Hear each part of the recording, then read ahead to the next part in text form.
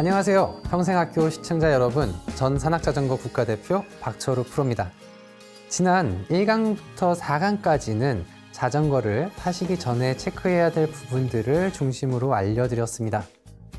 자전거를 구동하는 방법, 자전거와 자전거 용품의 종류, 편하게 타는 방법과 자세까지 알려드렸는데요. 여러분은 이제 야외에 나가실 준비가 다 되셨습니다. 보호 장비를 다 갖추고 자전거를 타는 방법을 알았고, 야외에 나왔을 때 다음으로 아셔야 될 것은 적절하게 멈추고 적절한 때에 빠르게 가는 방법이라 할 수 있습니다. 그래야 안전하게 타면서도 내 체력 대비 효율적인 라이딩을 즐기실 수 있는데요.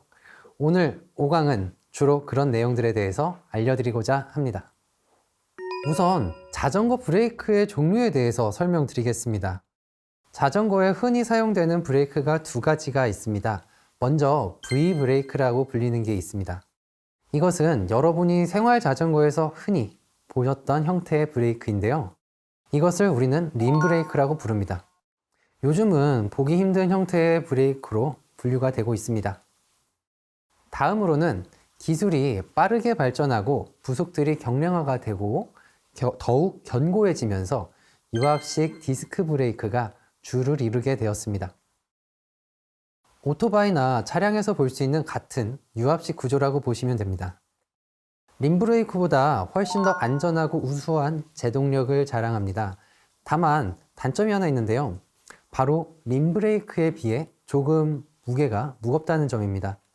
그러나 요즘 자전거 업체들은 더 이상 림 브레이크를 채용하지 않고 있어 디스크 브레이크를 주력으로 사용하고 있습니다. 이제 브레이크를 잡는 방법에 대해서 알려드리려고 하는데요. 보통 왼쪽 레버가 앞브레이크, 오른쪽 레버가 뒷브레이크입니다. 2000년대 이전에는 오른쪽이 앞브레이크, 왼쪽이 뒷브레이크였는데요. 그것은 한때 일본의 영향으로 인해 그렇게 사용됐었다고 합니다. 그러나 지금은 전 세계의 트렌드에 따라서 그 브레이크의 방향이 바뀌게 되었습니다. 그래서 앞브레이크는 실질적인 급제동에, 뒷브레이크는 감속에 초점이 맞춰져 있습니다. 그래서 주변을 잘 살피면서 주행을 하다 두 브레이크를 동시에 같이 잡을 수 있어야 가장 안정적인 제동이 됩니다. 자전거를 처음 타시는 많은 분들이 오른쪽 레버, 즉 뒷브레이크만 잡는 경우가 많으신데요. 이것은 오른손잡이가 많기 때문입니다. 이 점 꼭 유의하시고 앞으로는 브레이크를 양쪽 모두 균일하게 잡으셔야 안전한 제동을 할 수 있습니다. 이것을 5대5 법칙이라고 할 수 있는데요. 양쪽 레버 모두를 잡아야 한다는 뜻입니다. 만약 브레이크를 잘못 잡았을 때는 어떤 사고가 벌어질까요? 자전거를 처음 타는 대부분의 분들이 뒷브레이크를 잡으셨던 이유는 앞브레이크만 잡았을 경우 갑작스러운 제동이 되는 상황을 무서워하기 때문인데요. 사실 뒷브레이크만 잡는 경우도 본격적으로 자전거를 타기 시작할 때는 위험합니다만, 그 전처럼 비교적 느리게 타셨을 경우에는 뒷브레이크만으로도 충분하셨을 겁니다. 그러나 속도가 나는 경우 갑작스럽게 발생하는 상황에서 뒷브레이크만 잡는다면 자전거는 감속이 되지만 완전한 제동은 되지 않아서 충돌을 피하실 수는 없을 겁니다. 혹은 충돌을 피하더라도 뒷바퀴의 타이어가 미끄러져서 넘어지실 수도 있습니다. 그렇다면 앞브레이크만 잡는 경우는 어떨까요? 말씀드린 것처럼 앞브레이크는 직접적인 제동을 위해 있습니다. 그래서 빠른 속도로 달리다가 급정거를 하게 될 때 앞브레이크만 잡는다면 자전거의 뒷부분이 들리면서 앞으로 꼬꾸라지는 현상이 일어납니다. 이때 머리, 손목, 팔이 다치는 사고로 이어질 수 있습니다. 그렇기 때문에 전방을 꼭 주시하시고 사람들이 많은 곳에서는 미리 감속을 해주셔야 됩니다. 그렇게 안전에 유의해 주시기 바랍니다. 그 다음으로 아실 것은 변속 방법입니다. 보통 브레이크 레버와 통합되어 있는 변속 버튼을 통해 기어비를 조절함으로써 변속을 하는 방식인데요. 잠깐 설명드릴 것이 있습니다. 자전거의 구동계라고 하는 시스템은 변속 및 브레이크, 레버, 앞변속기, 뒷변속기, 크랭크셋을 합친 개념입니다.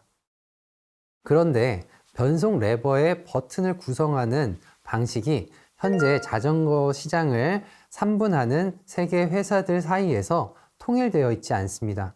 그래서 구체적인 방법은 브랜드마다 차이가 있다고 할 수 있는데요. 여기서 말씀드릴 것은 평지에서는 앞 체인링은 크게, 뒷 체인 스프라켓은 단수는 중간으로 세팅해 주시고, 내리막길에서는 앞 체인링은 큰 것으로, 뒤에 스프라켓 단수는 가능한 한 작은 쪽으로 두는 것이 기본입니다. 오르막길에서는 앞 체인링은 작은 것으로 변속을 하신 뒤 뒤에 스프라켓 단수는 가능한 큰 쪽으로 변속을 해주시면 되겠습니다. 지형의 경사도에 따라 조금씩 기어비를 조절함으로 인해서 편안한 라이딩이 되실 수 있도록 하는 게 중요합니다. 많은 분들이 자전거를 타면서 기어비를 무겁게 하여 페달을 힘껏 밟으면서 자전거를 타시는데 이것은 전혀 도움이 되지 않습니다. 오히려 다리 근육이 빠르게 지치고 다리 근육에 젖산이 쌓이게 되어서 자전거를 오래 타실 수가 없습니다. 자전거 페달링은 리듬감 있게 가볍게 많이 해주시는 것이 가장 올바른 운동 방법입니다. 자동차 클러치 변속하듯 자전거도 부드러운 변속이 필요합니다. 다만 이러한 변속에도 적절한 때가 있는데요. 그렇게 해야 부드러운 변속이 되면서 자전거의 수명 역시 오래 갈 수 있습니다. 그리고 부드러운 변속과 관련해 가장 직접적인 연관이 있을 때는 오르막길을 만났을 때입니다. 오르막길에서는 앞 체인링은 작은 것으로 뒷 스프라켓 체인링은 큰 것으로 조정하셔야 된다고 말씀드렸습니다. 만약 평지에서 사용하던 기업이 그대로 오르막을 오르게 된다면 어떤 일이 벌어질까요?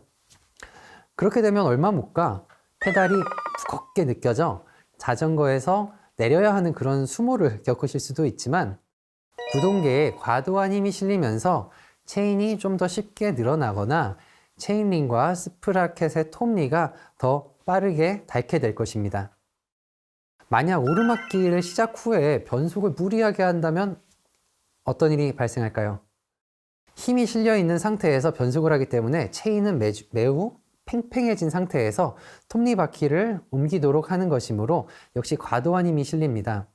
이럴 경우 체인이 비틀어지게 되면서 변속이 되기 때문에 체인이 끊어질 수도 있고 변속기의 수명이 빠르게 단축이 됩니다. 언덕을 오르기 전에 미리 기어 변속을 하지 못했다면 어떻게 해야 될까요? 우리는 언덕을 오를 때 어느 정도 또 기본적으로 속도를 유지를 하게 됩니다. 변속을 하실 때 꼭 다리에 힘을 빼고 토크를 주지 않으면서 페달만 굴려주시면 됩니다. 이것은 사실 평지에서도 동일하게 적용이 되는데요. 변속을 할 때는 다리에 힘을 빼고 페달만 굴려주시기만 하면 됩니다. 잘못된 변속은 우리가 소리로 바로 알 수 있습니다. 체인이 팽팽해졌기 때문에 변속 시 큰 잡음이 발생하게 되는데요.